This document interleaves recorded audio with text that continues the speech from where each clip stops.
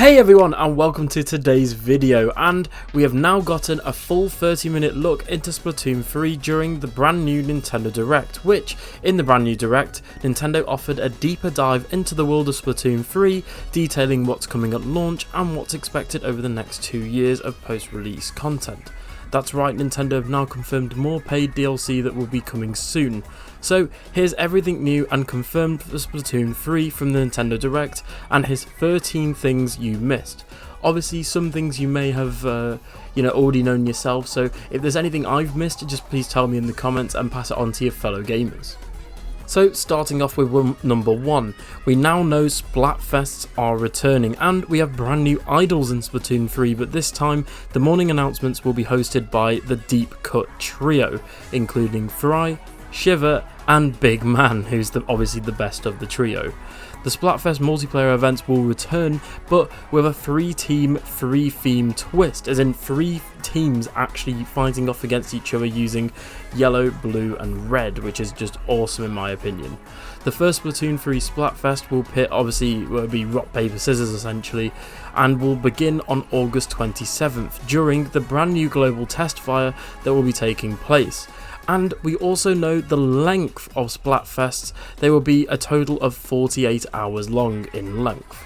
Next up, we have online cloud data saves and data in general. We also know that player levels, ranks, gear and clothing will be stored online and backed up on a server that will be tied directly to your Nintendo Switch ID account. You can also play on multiple Nintendo Switch accounts as long as you're logged in with your own Nintendo Switch account. Number 3, you can also get save data from past games. If you have save data from Splatoon 2, you can essentially use it to gain the following: 3 gold Sheldon licenses, you'll be able to join Anarchy battles from the get-go from the start of the game, you'll start with a higher player rank, and you'll be matched with players of a similar level to your Splatoon 2 one. Now, I'm not too sure what this entails. Does it mean that you get your Splatoon 2 rank? And isn't that going to be insanely unfair if players are starting off on level 99? I'm hoping it just means some players get like an XP boost, like they gain a few levels or gain like, I don't know, 10 levels more at launch maybe, but it does reward those who have played Splatoon 2. Number 4, we're now talking about amiibos. The Splatoon 3 Direct has revealed a brand new series of amiibo, and a new line of amiibo at that. The new collection will consist of 3 figures, being the Inkling Yellow, which is the one off like the cover art and the trailers, the Octoling, which is blue, and a Small Fry, and will be arriving this winter and costing about $16 each. I think that's about £14–15 here in the UK. We'll also be able to approach Splatful's large amiibo box like in past games, where you go to the amiibo box, you tap your amiibo in and you get some extra gear and a variety of new items as well. The biggest takeaway from this, however, is the ability to store whole outfits together to save gear combinations for later use, called Fresh Fits. Number 5, we're now talking about new weapons.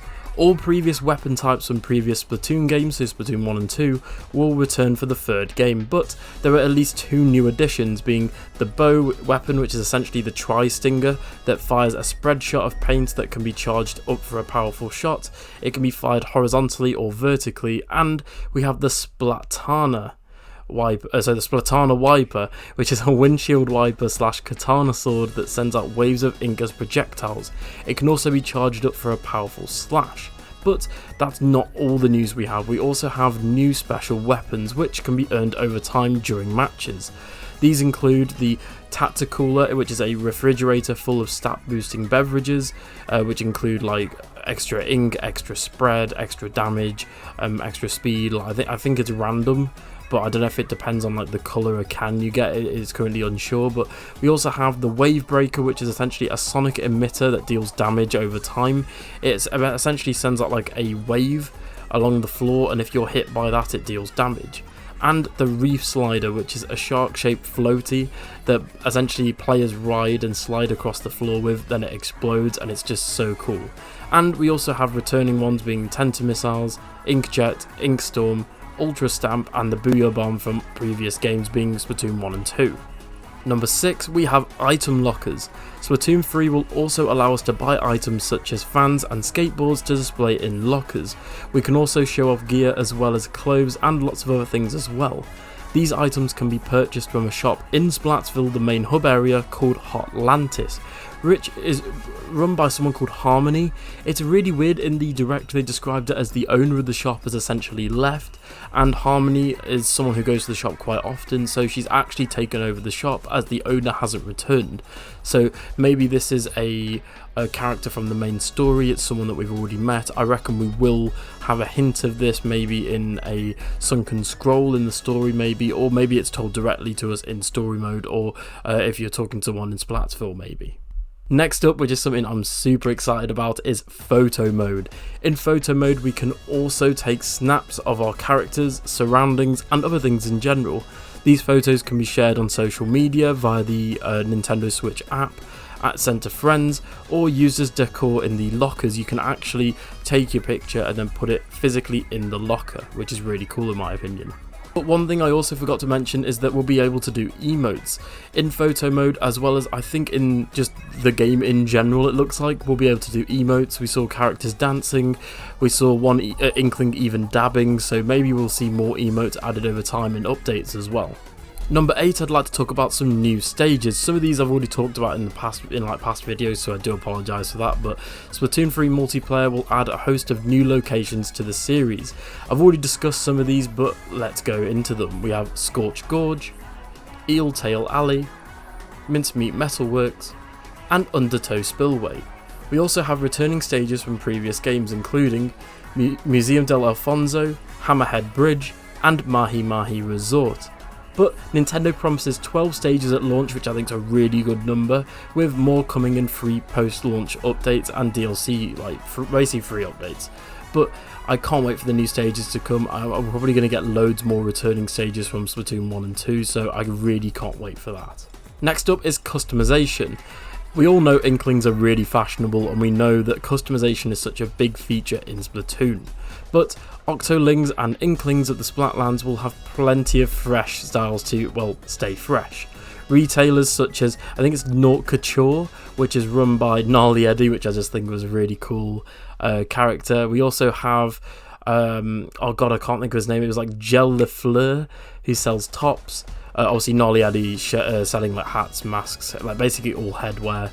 And finally we have Mr. Coco, who is like this really buff crustacean who sells shoes, sandals and sliders, things like that. But all that gear will come with perks. But we have a guy called Merch who's sitting there in Splatsville, who will let you swap in and out perks using conch shells earned in Splatfests. We'll also be able to customise our Wiimotes, as I've described earlier, and our splash tags, which are essentially calling card nameplates. If you've played like online shooters, you've seen these before. It's like little banners that have your name and maybe like an emblem and some cool like funky decor in the background. But yeah, no, I'm really looking forward to all the customization. It looks really cool. Next up we have lobby features. We can try out all of Splatoon 3's new and returning weapons in the test range, or we can jump into a battle with or against friends by checking in with their holograms. We can also watch replays of battles with memory players, and lobbies are essentially where players can customise your personal lockers, or you can also browse the lockers of friends or people that you're just in Splatsville with.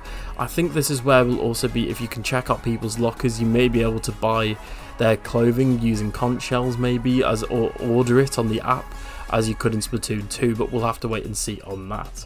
Anyway, number 11 we have Table Turf Battle, which is a brand new collectible card game, which is essentially this game's answer to Gwent, if you ever played The Witcher. But this card-based battle game can be played in the main lobby in Splatsville. There's a little cool table where you can sign up for it and everything. It looks brilliant. There are apparently 150 cards to collect in Splatoon 3, and players will build out a deck to battle others.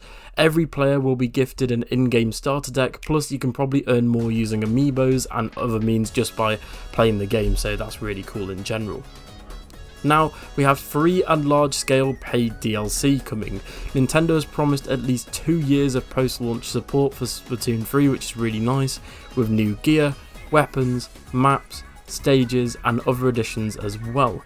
Nintendo also plans to add the X Battle and League Battle modes in future updates.